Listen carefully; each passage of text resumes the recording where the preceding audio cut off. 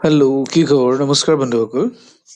মই আপোনালোকক আমাৰ ইউটিউব চেনেলটোলৈ স্বাগতম জনাইছোঁ।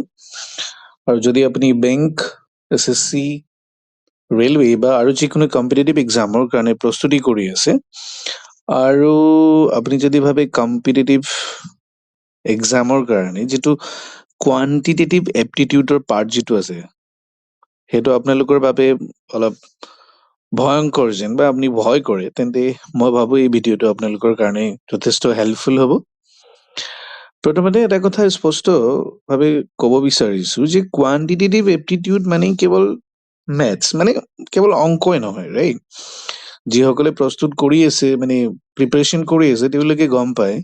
চ' কোৱান্টিটেটিভ এপ্টিটিউড ই হৈছে আমি যিখিনি সংখ্যা আছে বা যিখিনি নাম্বাৰ্ছ আছে, নাম্বাৰ্ছৰ সৈতে মানে ই কি কৰে, আমাক ভাবিবলৈ শিকায়।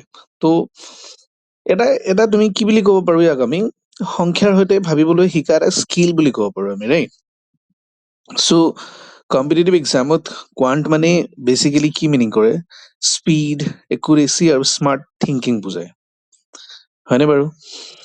চ' আমি যদি এতিয়া বেংক, এছএছচি, ৰেলৱে বা আৰু ইয়াৰ মানে বাকী যিমান কম্পিটিটিভ এক্সাম আছে, এইবিলাকৰ যদি চাওঁ আমি, চ' কোৱান্ট মানে যিটো কোৱান্টিটেটিভ এপ্টিটিউড, মানে যিটো মেথছ পাৰ্ট আছে, তাৰ ৱেইটেজটো বহুত বেছি হয়। আৰু আমি বহু ছাত্ৰ ছাত্ৰী বা মানে কি কৰে, ভয়ো খায়। আৰু তেওঁলোকে কয়ও যে ৰিজনিং বা ইংলিছটো পাৰা যায়, কিন্তু কোৱান্টতো অলপমান গণ্ডগোল লাগি যায় বা কৰিব নোৱাৰো, এনেকুৱা টাইপত হয়। চ' সেইটো কাৰণে কি হয়, কোৱান্টত ফেইল হয়। আৰু ঠিক সেইকাৰণেই বহু ভাল কেণ্ডিডেটৰ কি হয়, তোমাৰ চিলেকশ্যনটো মানে থাকি যায় এক্সামত, ৰাইট? চ' এতিয়া আমি যদি অকণমান যদি কোৱান্টিটেটিভ এপ্টিটিউডটো অলপ মানে বুজিব যাওঁ, তোমালোকে গম পাবা ইয়াতে দুটা ভাগত ভাগ কৰা হয় এক্সামত এই গোটেই বস্তুখিনি। চ' লাইক এটা এৰিথমেটিক পাৰ্ট থাকে, তাত আমাৰ percentage, profit and loss, ratio', time and work, simple interest, compound interest, এইবিলাক থাকে। আৰু এডভান্স মেথছ যদি আমি চাওঁ, তেতিয়াহ'লে algebra, number system, geometry, data interpretation, এইখিনি বস্তু আহে। চ' মই ক'ব বিচাৰিছো যে ভয় কৰিব নালাগে, হয়নে? এই চেনেলটোৰ জৰিয়তে আমি অলপমান বেচিকৰ পৰা এডভান্সলৈকে ষ্টেপ বাই ষ্টেপ শিকিম। চ' সদ্যহতে মই এজন শিকাৰুৱে, মই বহুত এক্সপাৰ্ট নহয় যে আপোনালোকক একদম গোটেই বস্তুখিনি একেবাৰে বোলে একেদিনাই দুদিনাইতে বোলে শেষ কৰাই দিম, এনেকুৱাটোতো নহয়। চবেই শিকি শিকিয়ে আমি শিকাব লগা হয়, ৰাইট? চ' মই এই চেনেলটোত আপোনালোকক এনেকুৱা নহয় যে বোলে মুখস্থ কৰাম বা এনেকুৱা কমপ্লিকেটেড মেথড, এনেকুৱা নহয়। চ' আমি বস্তুটো অলপ চিম্পল কনচেপ্ট ক্লিয়াৰ কৰিব বিচাৰিম, শ্বৰ্টকাট আমি অলপ শিকিব বিচাৰিম, শ্বৰ্ট ট্ৰিক্স। কাৰণ আমি এক্সামত বহুত কম সময়ৰ ভিতৰতে আমি কেতিয়াবা কি হয়, কম্পিটিটিভ এক্সাম যিবিলাকে দি আছে, তেওঁলোকে জানেই যে আমি 100টা কুৱেশ্যন কৰো 60 মিনিটত। তো আমাৰ বহুত কম পাৰ্চেণ্ট, এতিয়া 35 মাৰ্কছৰ কুৱেশ্যন বা 30টা কুৱেশ্যন তোমাৰ 20 মিনিট সময় দিয়া থাকে। যিবিলাকে ৰেলৱে দি আছে বা এছএছচি দিয়ে, তেওঁলোকে জানেই, হয়নে?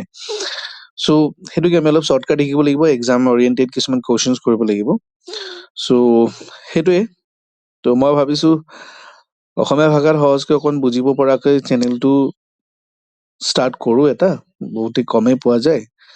চ' সেয়েহে যদি আপুনি ভাবে, আপোনালোকে যদি এক্সপিৰিয়েণ্ট হয়, চিৰিয়াছলি এক্সামৰ কাৰণে যদি প্ৰিপাৰেশ্যন কৰি আছে আৰু কোৱান্টত যদি ষ্ট্ৰং হ'ব বিচাৰে, তেন্তে এতিয়াই চেনেলটো ছাবস্ক্ৰাইব কৰিব। আৰু এটা কথা কওঁ আপোনালোকৰ, যিহেতু আমি কোৱান্টটো ষ্ট্ৰং হ'বলৈ আমাৰ নাম্বাৰৰ সৈতে আমাৰ খেলাটো অকণমান বেছি অলপ ভাল হ'ব লাগে, আৰু অলপ স্পীডৰ হ'ব লাগে। আমি যাতে অলপ সোনকালে কেলকুলেশ্যনবিলাক যাতে কৰিব পাৰোঁ, আমাৰ ডিভিজন ক্লিয়াৰ থাকে, হয়নে? আমাৰ যিটো যোগ বিয়োগ পূৰণ হৰণ, এইবিলাকৰ কনচেপ্টবিলাক আমাক অকণমান লাগিব। আৰু কাৰোবাৰ যদি নাই, সেইবিলাকো আমি ষ্ট্ৰংলি বিল্ড আপ কৰিব লাগিব। আৰু সেইটো বস্তুটো নিজেই কৰিব লাগিব।